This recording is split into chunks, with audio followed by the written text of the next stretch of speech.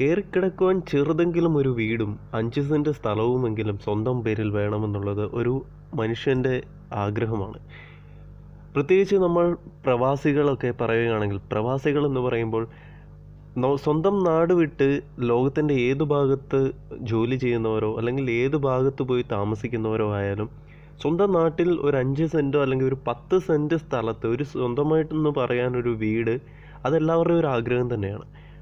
പക്ഷെ പലരും നേരിടുന്ന പ്രശ്നം എന്താണെന്ന് വെച്ചാൽ അതിനുള്ള ഫണ്ടിങ് ആണ്. അതായത് നമ്മുടെ നാട്ടിൽ ദിവസം തോറും സ്ഥലത്തിൻ്റെയും വീടിൻ്റെയൊക്കെ വില, നമ്മുടെ സാധനങ്ങളുടെയൊക്കെ വില ഉയർന്നുകൊണ്ടിരിക്കുന്ന അവസരത്തിൽ നമുക്ക് സ്വന്തമായിട്ടൊരു നല്ല സൗകര്യത്തിലൊരു സ്ഥലം മേടിക്കാനോ അതുപോലെ തന്നെ നല്ല രീതിയിലൊരു വീട് പണിയാനോ പലർക്കും സാധിക്കാതെ വരുന്നു.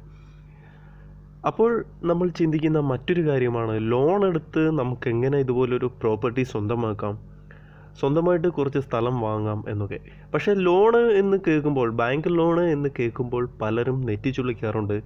പലരും അതിനെ ഒരു പേടി സ്വപ്നമായിട്ട് തന്നെയാണ് കാണുന്നത്. കാരണം തിരിച്ചടയ്ക്കുമ്പോഴേക്കും വലിയൊരു തുക തിരിച്ചടവ് വരും. അതുപോലെ തന്നെ 1 മാസം അല്ലെങ്കിൽ 2 മാസം നമുക്ക് തിരിച്ചടയ്ക്കാൻ പറ്റിയില്ലെങ്കിൽ പലിശ വലിയ രീതിയിൽ ഉയരാൻ ചാൻസ് ഉണ്ട്. അങ്ങനെ ഒരുപാട് കാര്യങ്ങൾ ഈ ബാങ്ക് ലോണുമായി ബന്ധപ്പെട്ടുണ്ട്. അതുകൊണ്ട് തന്നെ പലരും ബാങ്ക് ലോണിനെ ഭയത്തോടു കൂടിയാണ് കാണാറ്. എന്നാൽ ബാങ്ക് ലോൺ വഴി സ്ഥലവും അല്ലെങ്കിൽ പ്രോപ്പർട്ടി സ്വന്തമാക്കി എങ്ങനെ ലാഭകരമായിട്ട് നമുക്ക് മുന്നോട്ട് പോകാം, അല്ലെങ്കിൽ ഒരു 5 സെൻറ്റ് സ്ഥലം മേടിച്ച് അതിൽ എങ്ങനെ നമുക്ക് നല്ല രീതിയിലൊരു വീട് വെക്കാം എന്നൊക്കെ ഈ വീഡിയോയിലൂടെ കാണാം. ഫ്രണ്ട്സ്, എല്ലാവർക്കും ഒരിക്കൽ കൂടി പുതിയൊരു വീഡിയോയിലേക്ക് ഹാർദവമായ സ്വാഗതം. നിങ്ങൾ ആദ്യമായിട്ടാണ് ഈ യൂട്യൂബ് ചാനലിൽ വരുന്നതെങ്കിൽ താഴെ കാണുന്ന ചുവന്ന സബ്സ്ക്രൈബ് ബട്ടൺ സബ്സ്ക്രൈബ് ചെയ്യുക. അതുപോലെ തന്നെ ബെല്ലൈക്കൺ കൂടി എനേബിൾ ചെയ്യുക.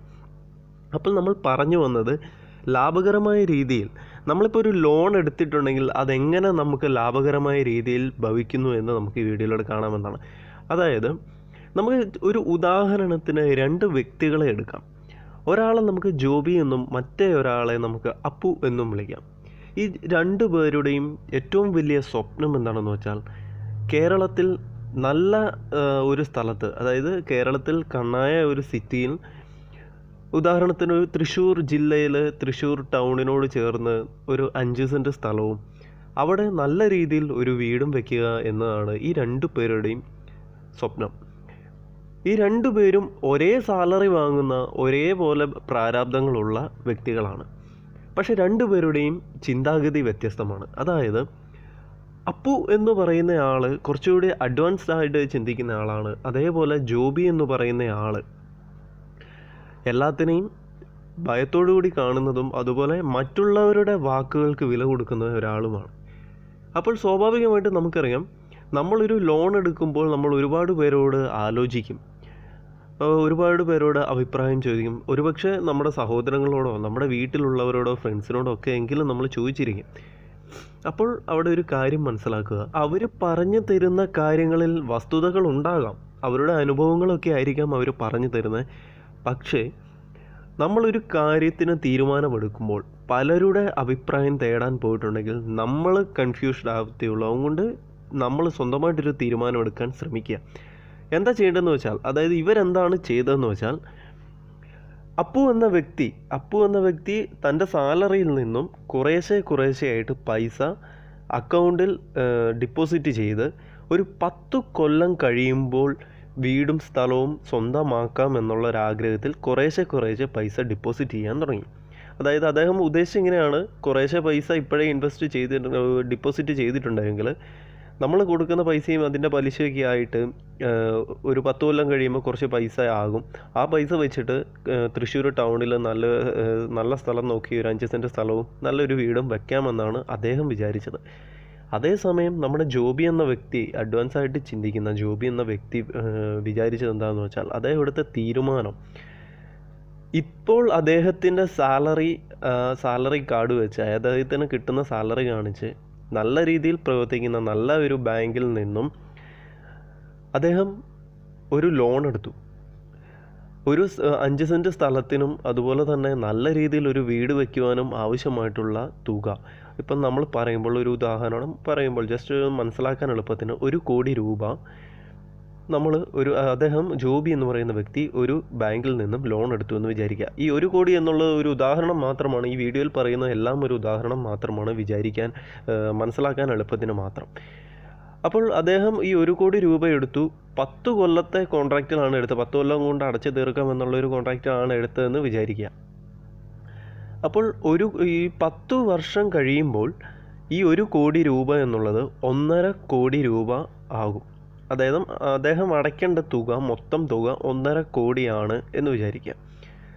അപ്പോൾ എന്തുകൊണ്ട് നമ്മൾ വിചാരിക്കും ഈ 50 ലക്ഷം രൂപ നമുക്ക് കിട്ടിയതിലും കൂടുതൽ അദ്ദേഹം തിരിച്ചടയ്ക്കേണ്ടി വന്നു, അദ്ദേഹം മണ്ടത്തരമാണ് കാണിച്ചത് എന്നേ നമ്മൾ സ്വാഭാവികമായിട്ടും ചിന്തിക്കുകയുള്ളൂ. പക്ഷേ മറ്റൊരു കാര്യം അവിടെ എന്താണെന്ന് സംഭവിച്ചതെന്ന് വെച്ചാൽ, ഇദ്ദേഹം ഈ 1 കോടി രൂപ മുടക്കി തൃശ്ശൂർ ടൗണിൽ 5 സെൻറ്റ് സ്ഥലവും നല്ല രീതിയിൽ ഒരു വീടും വെച്ചു. 10 കൊല്ലം കൊണ്ട് അദ്ദേഹം 1.5 കോടി തിരിച്ചടച്ചപ്പോൾ ഈ അപ്പു എന്ന് പറയുന്ന വ്യക്തിയുടെ അക്കൗണ്ടിൽ 1 കോടി രൂപ ആയിട്ടുണ്ടാകാം പക്ഷേ തൃശ്ശൂർ ടൗണിൽ ഈ 1 കോടി രൂപ കൊണ്ട് അദ്ദേഹത്തിന് ഒരു 5 സെൻറ്റ് സ്ഥലവും ഒരു വീടും വയ്ക്കാൻ സാധിക്കില്ല. അതായത് നമുക്കറിയാം 10 കൊല്ലം മുമ്പ്, അതായത് ഇപ്പോൾ ഉള്ള റേറ്റ് ആയിരിക്കില്ല, സ്ഥലത്തിൻ്റെയും സാധനങ്ങളുടെയും വില ആയിരിക്കില്ല 10 കൊല്ലത്തിന് ശേഷം നമുക്ക് ലഭിക്കുന്ന ആ ഒരു സ്ഥലത്തിൻ്റെയും സാധനങ്ങളുടെയും വില എന്ന് പറയുന്നത്. അപ്പോൾ അദ്ദേഹം ഇപ്പോൾ ഈ അപ്പു എന്ന് പറയുന്ന വ്യക്തി 1.5 കോടി മുടക്കിയാൽ പോലും അതുപോലൊരു സ്ഥലം കിട്ടാത്ത സാഹചര്യം ചിലപ്പോൾ വന്നേക്കാം. അതേസമയം ജോബി എന്ന വ്യക്തി 1.5 കോടി തിരിച്ചടച്ചപ്പോൾ അദ്ദേഹത്തിൻ്റെ കയ്യിലിരിക്കുന്ന പ്രോപ്പർട്ടി മറച്ചു വിറ്റാൽ പോലും 2 കോടി ലഭിക്കുന്ന ഒരു സാഹചര്യം വന്നേക്കാം. അപ്പോൾ ഏതാണ് ബെറ്റർ ഐഡിയ? ലോൺ എടുക്കുന്നതാണോ, ബുദ്ധിപൂർവ്വം ചിന്തിച്ച് ലോൺ എടുക്കുന്നതാണോ, അതുപോലെ തന്നെ മറ്റുള്ളവരുടെ വാക്കിന് വില കൊടുക്കണം, പക്ഷേ നമ്മുടെ ഒരു ഐഡിയ കൂടി അല്ലെങ്കിൽ നല്ല രീതിയിലുള്ള ഒരു പ്ലാനിങ്ങോടുകൂടി കാര്യങ്ങൾ മുന്നോട്ട് നീക്കാനും കൂടി നമ്മൾ ശ്രദ്ധിക്കണം എന്നാണ് ഈ വീഡിയോയിലൂടെ പറയാൻ ആഗ്രഹിക്കുന്നത്. നമ്മൾ ലോണ് എന്ന് കേൾക്കുമ്പോൾ, ഹോം ലോൺ അല്ല ഫിനാൻസ് എന്നൊക്കെ കേൾക്കുമ്പോൾ യാതൊരു വിധത്തിലും ടെൻഷൻ അടിക്കേണ്ട ആവശ്യമില്ല. പക്ഷേ അവിടെ ചില കാര്യങ്ങൾ നമ്മൾ ആദ്യം ക്ലിയർ ചെയ്യണം. ഒന്ന്, നമ്മുടെ സാലറി, അതായത് നമ്മൾ മാസം തോറും നമുക്ക് തിരിച്ചടയ്ക്കാനുള്ള ശേഷിയുണ്ട് എന്ന് നമുക്ക് ഉറപ്പാക്കണം. അതായത് ഇപ്പോൾ എല്ലാ മാസവും തിരിച്ചടയ്ക്കാൻ നമുക്ക് സ്ഥിരമായിട്ടൊരു സാലറി അല്ലെങ്കിൽ ഒരു വരുമാനം നമുക്കുണ്ടെങ്കിൽ തീർച്ചയായും നമുക്കൊരു ലോൺ എടുക്കാം. അതിൽ യാതൊരു വിധത്തിലും ഭയപ്പെടേണ്ട ആവശ്യമില്ല.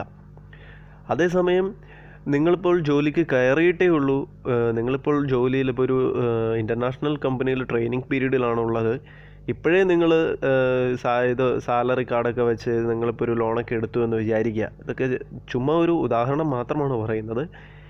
അങ്ങനെ നിങ്ങളൊരു ലോൺ എടുത്തു എന്ന് വിചാരിക്കുക. നിങ്ങൾ ലോൺ എടുത്തിട്ടുണ്ട്, പക്ഷേ 6 മാസം കഴിയുമ്പോൾ ഒരു പക്ഷേ നിങ്ങളുടെ ജോലി നഷ്ടമായേക്കാം എന്നൊക്കെയാണ് എങ്കിൽ തീർച്ചയായും ഇതുപോലൊരു സാഹസത്തിന് മുതിരാൻ പാടില്ല. അപ്പോൾ ഇങ്ങനെ വളരെ വ്യക്തമായിട്ട് തന്നെ കാര്യങ്ങൾ പ്ലാൻ ചെയ്യുക. നിങ്ങളൊരു സ്ഥലമോ അല്ലെങ്കിൽ ഒരു സ്ഥാപനമോ ഒക്കെ വാങ്ങാൻ ആഗ്രഹിക്കുന്നുണ്ടെങ്കിൽ വളരെ വ്യക്തമായിട്ട് തന്നെ പ്ലാൻ ചെയ്യുക. അവിടെ ഏറ്റവും അടുത്ത് നടന്ന വിൽപ്പനയ്ക്ക് എത്ര രൂപയ്ക്കാണ് സെൻറ്റിന് ചിലവായത്, അതുപോലെ തന്നെ അവിടെ എന്തൊക്കെ, ഇപ്പോൾ ഒരു സ്ഥാപനമാണ്, ഒരു ബിൽഡിംഗ് ആണ് നിങ്ങൾ വാങ്ങുന്നതെങ്കിൽ അവിടെ എന്തൊക്കെ ബിസിനസ്സുകൾ ചെയ്താൽ നമുക്ക് ഏണിങ്സ് ഉണ്ടാക്കാൻ സാധിക്കും. അതുപോലെ തന്നെ അത് ഒരു ഒറ്റപ്പെട്ട സ്ഥലമാണെങ്കിൽ അവിടെ ഒരു വീട് വയ്ക്കുവാൻ, നമുക്ക് നമ്മുടെ ഒരു പ്രൈവസിക്ക് അനുസരിച്ച് ഒരു വീട് വയ്ക്കുവാൻ സാധ്യമാണോ, ഇങ്ങനെ നമ്മുടേതായ കാര്യങ്ങൾ കുറേയൊക്കെ നമ്മൾ പ്ലാൻ ചെയ്യുക. അങ്ങനെ എല്ലാ കാര്യങ്ങളും പ്ലാൻ ചെയ്ത് കഴിയുമ്പോൾ നമ്മൾ ആഗ്രഹിക്കുന്ന ഒരു നിലയിലേക്ക് എത്താൻ സാധിക്കും എന്ന കാര്യത്തിൽ യാതൊരുവിധ സംശയവും വേണ്ട. നിങ്ങളുടെ ആ ഒരു സമർപ്പണ ബോധവും അതുപോലെ തന്നെ നിങ്ങളുടെ ഒരു പരിശ്രമമൊക്കെ അപേക്ഷിച്ചിരിക്കും ഓരോ വിജയത്തിൻ്റെയും അടിസ്ഥാനം എന്ന് വേണമെങ്കിൽ പറയാം. ഇന്നത്തെ ഈ വീഡിയോ ഇഷ്ടപ്പെട്ടിട്ടുണ്ടെങ്കിൽ ലൈക്ക് ചെയ്യുക, അതുപോലെ തന്നെ ഇഷ്ടപ്പെട്ടില്ലെങ്കിൽ അൺലൈക്ക് ചെയ്യുക. വീഡിയോ മറ്റുള്ളവർക്ക് വേണ്ടി ഷെയർ ചെയ്യുക. നിങ്ങൾ ആദ്യമായിട്ടാണ് ഈ യൂട്യൂബ് ചാനൽ വരുന്നതെങ്കിൽ മറക്കരുത് സബ്സ്ക്രൈബ് ചെയ്യുക. പുതിയ അപ്ഡേറ്റുകൾ നിങ്ങൾക്ക് നോട്ടിഫിക്കേഷനായി ലഭിക്കുന്നതായിരിക്കും. മറ്റൊരു വീഡിയോയിൽ മറ്റൊരു ഐഡിയയിൽ നല്ലൊരു വീഡിയോയുമായി എത്തുന്നതുവരെ എല്ലാവർക്കും ഹൃദയം നിറഞ്ഞ നന്ദി.